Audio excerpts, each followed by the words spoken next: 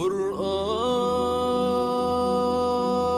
كريم محفوظ والمؤمن اللي يفوز يشفع له في البلوى.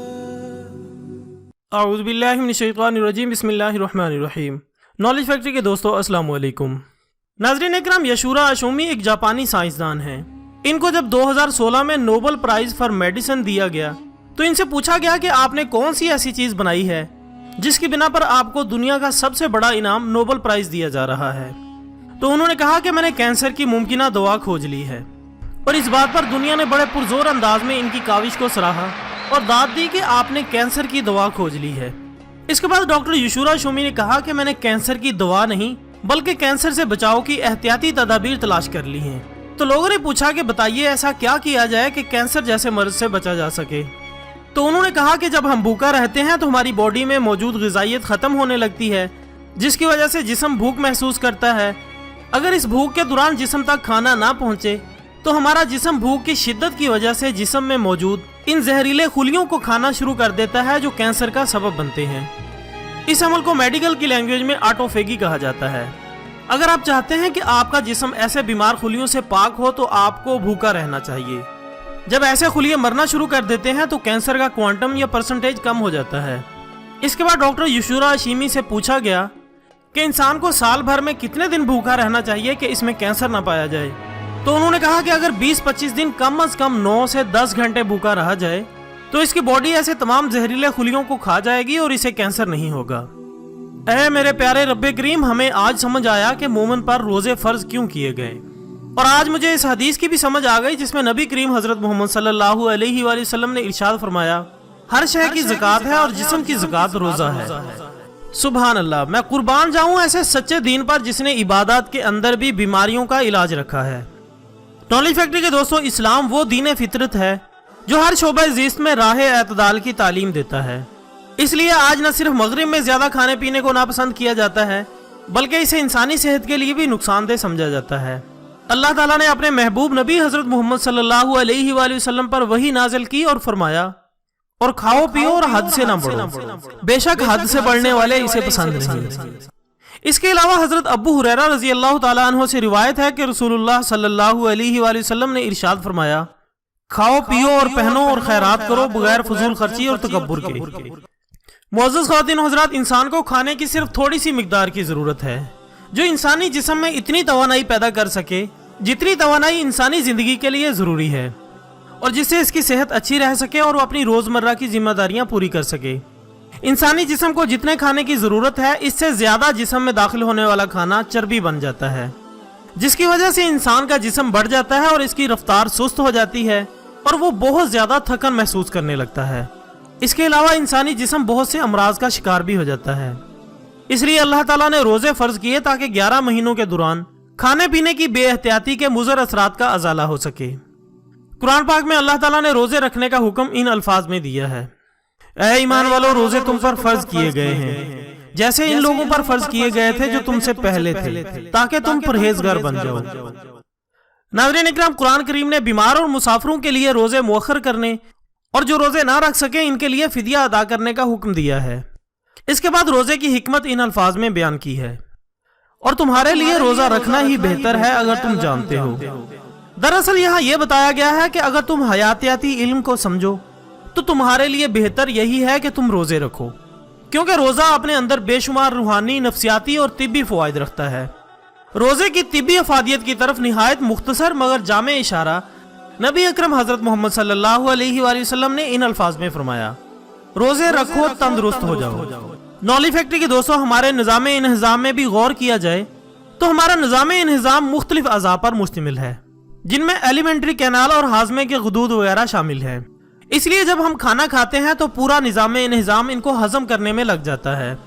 انسان کو آرام کی بہت ضرورت ہے اور نیند اس کا بہت بڑا ذریعہ ہے، لیکن سونے کی حالت میں بھی بہت سے جسمانی افعال رواں دواں رہتے ہیں. مثلا دل، پھیپھڑے، نظام انہضام میں معدہ، آنتیں، جگر، بہت سے ہارمون اور گردے یہ ہمیشہ کام میں لگے رہتے ہیں. یہ بھی حقیقت ہے کہ یہ سب نظام ایک دوسرے کے ساتھ منسلک ہیں اور خوراک ان کی محرک ہے. اگر ہم اپنے روزمرہ کے معمولات کا مطالعہ کریں تو ظاہر ہوگا कि जिस्म के इन शोबों को बहुत ही कम आराम मिलता है। रात के खाने को हजम करते करते सुबह के नाश्ते का वक्त हो जाता है और जो लोग देर से सोते हैं वो रात को खाने के बाद भी कुछ ना कुछ खाते पीते रहते हैं। लेकिन रोजे से मैदा, आंतों, जिगर और गुर्दों को आराम का मौका मिलता है और साल के दौरान 1 माह का आराम इनकी कारकर्दगी में बेहतरी लाता है। इसके अलावा सहरी और अफ्तारी के वक्त पानी आम मिकदार से ज्यादा पिया जाता है, जिसकी वजह से सुबह शाम गुर्दों की धुलाई होती रहती है और गुर्दे मुख्तलिफ बीमारियों से पाक हो जाते हैं। नाज़रीन इकराम, हुजूर नबी करीम हजरत मोहम्मद सल्लल्लाहु अलैहि वसल्लम के फरमान के मुताबिक रोजा गुनाहों से बख्शिश का जरिया है। हजरत अबू हुरैरा रज़ी अल्लाह ताला अन्हु से रिवायत है कि हुजूर अकरम सल्लल्लाहु अलैहि वसल्लम ने इरशाद फरमाया, जिस शख्स ने रमजान के रोजे हालत ईमान में खालिस अल्लाह की रजा के लिए रखे, इसके पिछले गुनाह बख्श दिए जाते हैं। दोस्तों, असरे हाजिर में कुछ लोग बिल्कुल तंदुरुस्त होने के बावजूद रोजे नहीं रखते। हालांकि सेहतमंद अफराद की जिस्मानी कारगुजारी पर रोजे के किसी किस्म के मनफी असरात किसी भी मुताले में सामने नहीं आए, अलबत्ता मुस्बत असरात का पता जरूर चलता है। डॉक्टर सैयद मोहम्मद असलम अपने एक मजमून में लिखते हैं कि तंदुरुस्त अफराद में रोजे के दौरान जिस्म की अंदरूनी तवाजुन रखने वाली कारगुजारी पर कोई काबिल जिक्र असर नहीं पड़ता और पेशाब के नमकियात, तेजाब और नाइट्रोजन का इखराज मामूल की हदूद में रहता है। रोजे के दौरान टूट फूट के अमल से खून में यूरिया और यूरिक एसिड की मिकदार में इजाफा हो जाता है। ये तब्दीलियां गोश्तखोरों में ज्यादा नुमायां होती हैं।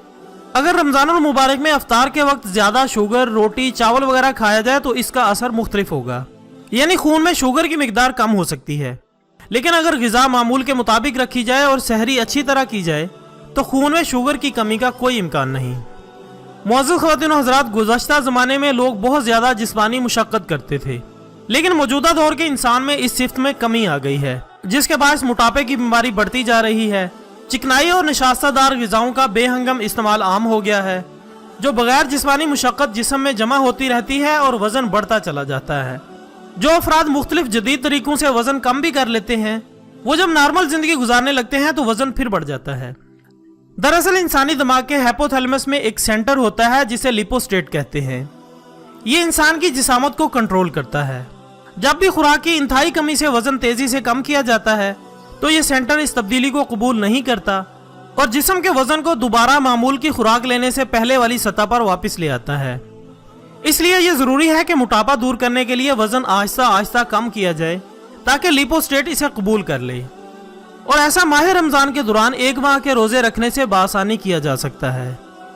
इसके अलावा कुरान पाक में बीमार और मुसाफिर को रोज़ा क़ज़ा करने की इजाज़त दी गई है, और जो रोज़ा रखने की बिल्कुल ताकत न रखता हो, खा बुढ़ापे के बायस या मुस्तकिल बीमारी की वजह से, इसे फिदिया देने का हुक्म दिया गया है।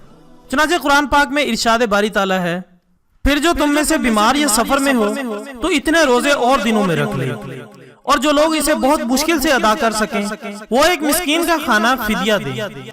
कुरान पाक ने क़यामत तक आने वाले तमाम मसाइल का हल पेश किया है या फिर ऐसे रहनुमा असूल वज़ा कर दिए हैं जिनके जरिए तमाम अदवार के पेश आमदा मसाइल का हल तलाश किया जा सके। रोजे से मुतालिक भी अहकाम खुदाबंदी में बताया गया है कि रोजा रखो, ये तुम्हारी बहुत सी जिस्मानी और नफ्सियाती बीमारियों का इलाज है। यह इन बीमारियों के खिलाफ जिस्मानी कुव्वत मदाफत बढ़ाता है। फिर यह हुक्म दिया गया कि जिन्हें आर्जी मसला दरपेश है, जैसे अगर सफर पर जाना है या फिर कोई जिस्मानी आर्जा लाहक है, तो इस आर्जी रुकावट के खत्म होने के बाद रोजे पूरे कर लो। यही हुक्म खवातीन के मखसूस अयाम के मुतालिक भी है।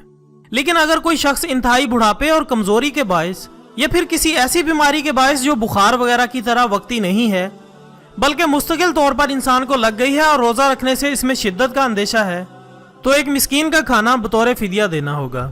नॉली फैक्ट्री के दोस्तों, मौजूदा दौर में साइंस ने बहुत तरक्की कर ली है।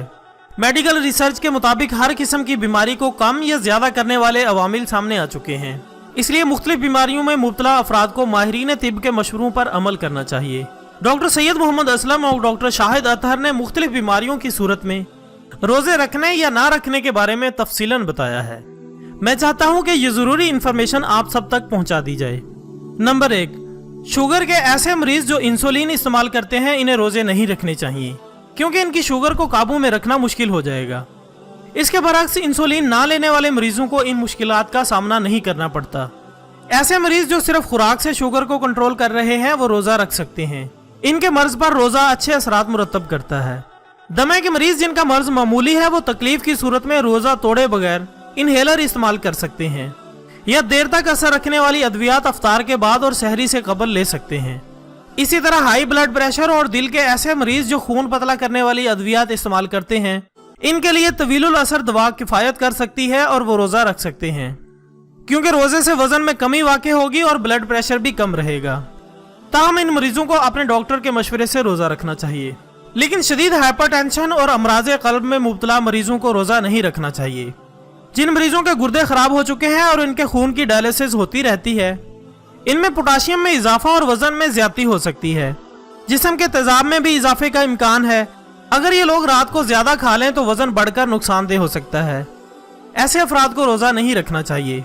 जिनका गुर्दा तब्दील हो चुका हो और इसके गुर्दे ठीक काम कर रहे हों, इनको रोजे रखने में कोई नुकसान नहीं, लेकिन इन्हें अपने मुआलिज से मशवरा जरूर कर लेना चाहिए। मिर्गी के मरीजों को रोजा ना रखने का मशवरा दिया गया है। इसी तरह गुर्दे के दर्द और मैदे के अल्सर में मुब्तला अफराद के लिए रोजा रखना मुनासिब नहीं, क्योंकि पानी की कमी के बायस गुर्दे में दर्द होने का खदशा है। अल्सर के मरीज भी खाली मैदे की हालत में ज्यादा तकलीफ से दो चार हो सकते हैं। हामला और दूध पिलाने वाली औरतों को रोजा ना रखने का मशवरा दिया गया है, क्योंकि इनके खून में ग्लूकोज और इंसुलिन में कमी हो जाती है। दूध पिलाने वाली खवातीन के जिस्म में पानी की कमी हो सकती है, नमक और यूरिक एसिड में इजाफा हो सकता है। इसलिए बच्चे की सेहत को कायम रखने के लिए रोजा ना रखने का मशवरा दिया गया है।